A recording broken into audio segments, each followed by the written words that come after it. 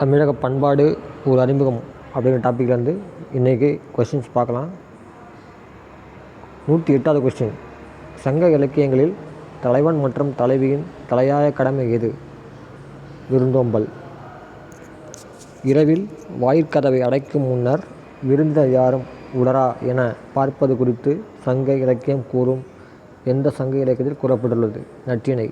இரவில் வாயிற்கதவை அடைக்கும் முன்னர் விருந்தினர் யாரும் உளரா என பார்க்கும் வண்ணம் குறித்து கூறும் நூல் நற்றிணை.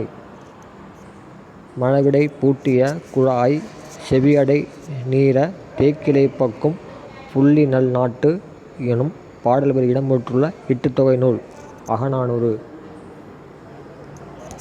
பழந்தமிழ் இலக்கியத்தில் உணவு சமைக்கும் முறை பற்றி கூறுவது மடைநூல்.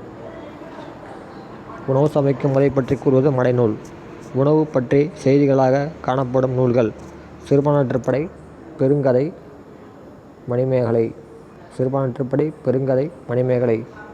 பெற்ற பெருவளத்தை தக்கோருக்கு பகிர்ந்தளிப்பது வல்லன்மை.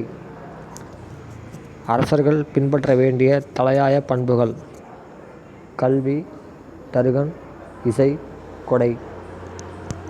குறுநில மன்னர்கள் ஆட்சி செய்த பகுதி பேகன் பழனிமலை, பாரி பரம்பமலை, திருமுடைக்காரி மலையமாநாடு, ஆய் அண்டிரன் புதியமலை, அதியமான் தகடூர், நல்லி கண்டிரமலை, பல்வில் ஓரி கொல்லிமலை. வள்ளல் தன்மை. ஒரு கடைவேறு குறுநில மன்னர்களும் யார் யாருக்கு என்னென்ன கொடை கொடுத்துருக்காங்க அப்படிங்கிறத பற்றி இருக்குது. பேகன் மயிலுக்கு போர் தந்துவர் பேகனன். பாரி முல்லைக்கு தேர் தந்தவர். திருமுடைக்காரி குதிரைகள் வழங்கியவன். ஆய் அண்டிரன் நீல நாக உடை இறைவனுக்கு அளித்தவர். அதியமான் அரிய நெல்லிக்கனை அவை கொடுத்தவன். நல்லி மலைவாழ் மக்களுக்கு அனைத்து பொருள்களையும் நல்கியவன் நல்லி. பல்வில் ஓரி யாழ்ப்பாணருக்கு பரிசு கொடுத்தவர். இன்றைக்கி வீடியோ 116 முடிச்சிருக்கோம். அடுத்த தொடர்ச்சியான அடுத்த வீடியோவில் பார்க்கலாம்.